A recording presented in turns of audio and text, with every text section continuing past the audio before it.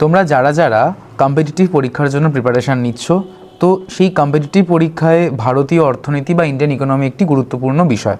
তো তোমরা কিন্তু এই নিতিন সিংহানিয়া স্যারের এই ভারতীয় অর্থনীতির বইটিকে তোমরা পড়তে পারো, এবং যেটি দেখতে পাচ্ছ 2026 অর্থাৎ নিউ এডিশন, যেটি UPSC, WBCS, WB police, SSC CGL, RRB NTPC, bank PO, SSC SLST মানে সমস্ত রকমের কম্পিটিটিভ বা প্রতিযোগিতামূলক পরীক্ষার জন্য কিন্তু গুরুত্বপূর্ণ।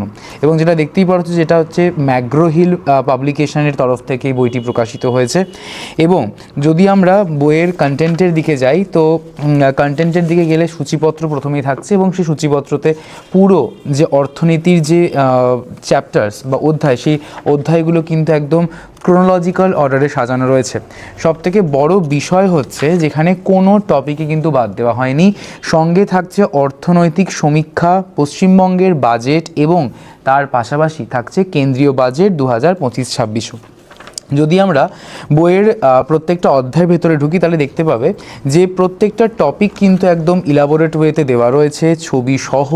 শুধুমাত্র তাই নয়, সঙ্গে থাকছে কিন্তু তোমাদের এমসিকিউজও। এমসিকিউজের মাধ্যমে তোমরা তোমাদের যে প্রিপারেশন সেটাকে যাচও করতে পারবে, এবং থাকছে প্রত্যেকটা অধ্যায়ের শেষে অধ্যায়ের সারাংশ, যেখান থেকে তোমরা এই পুরো অধ্যায় থেকে যা যা শিখলে সেটা তোমরা একটা জিস্ট আকারে কিন্তু পেয়ে যাচ্ছ। কোশ্চেনের সঙ্গে থাকছে তোমাদের আনসার কিও। এবং এই বইয়ের সবথেকে মানে একটা বিশেষত্ব হলো সেটা হচ্ছে যে এই বইয়ের সঙ্গে কিন্তু দেওয়া হয়েছে কেন্দ্রীয় বাজেটের একটি মাইন্ড ম্যাপ, যেটা এই বইয়ের সঙ্গেই থাকছে ফ্রি অফ কস্ট, কোনো রকমের এক্সট্রা চার্জেস কিন্তু লাগছে না, যেটা তোমরা পুরোটাই কিন্তু দেখতে পাচ্ছ। তাহলে আশা করি তোমরা দেখতে পেলে এই বইটির বিশেষত্ব জিনিসটি।